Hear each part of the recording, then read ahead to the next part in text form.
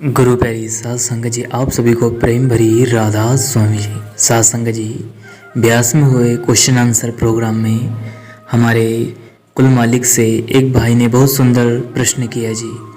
उन भाई ने रोते हुए बाबा जी से प्रश्न करा कि बाबा जी, मैं सत्संगी हूँ, मुझे नामदान की प्राप्ति भी हो चुकी है जी, लेकिन उसके बाद भी मेरी ज़िंदगी में ना जाने क्यों इतने दुख, इतनी मुसीबत, इतनी परेशानियाँ आ रही है जी।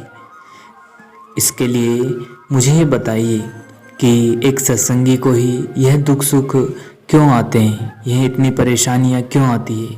क्या हम नामदान नहीं लेते, भजन सुमिरन नहीं करते, या हम सत्संग में नहीं आते तो क्या हमें दुख सुख नहीं आते?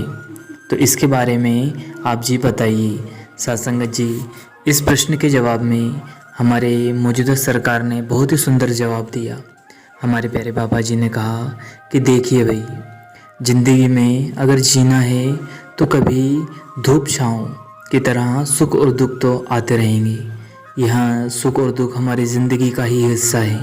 अब यहाँ सुख और दुख वह कुल मालिक हमें कभी नहीं देता। जो भी हमें सुख मिल रहा है वह हमारे अपने कर्मों के कारण, और जो हमें दुख मिल रहा है वह भी हमारे अपने कर्मों के कारण है। जो हमने कुछ अच्छे कार्य किए हैं, जो अच्छे काम किए हैं, जो अच्छे कर्म किए हैं, उनसे ही हमारे जो सुख मिलता है वो होता है, और वहीं जो दुख होता है वहाँ होता है जो हमारे माड़े कर्म यानी बुरे कर्म होते हैं। जब हम बुरे कर्म करते हैं तो उनका हमें यह आभास नहीं होता कि इसका परिणाम क्या होगा। उस टाइम हम कुछ भी नहीं देखते, बस उन कर्मों में लीन हो जाते हैं। लेकिन जब परिणाम मिलता है तो हम परेशान हो जाते हैं।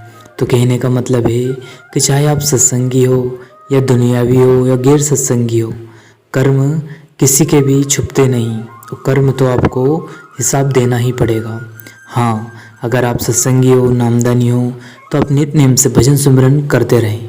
और भजन सुमिरन इतनी बड़ी ताकत है कि आपके सारे कर्म समाप्त करके आपको सचखंड का वासी बना देगा। क्यों? क्योंकि शब्द कर्म की रेख मिटाए और शब्द शब्द से जात मिलाए। जब तक आप शब्द धुन को नहीं सुनेंगे, आपकी मुक्ति व आपके कर्म समाप्त नहीं होंगे।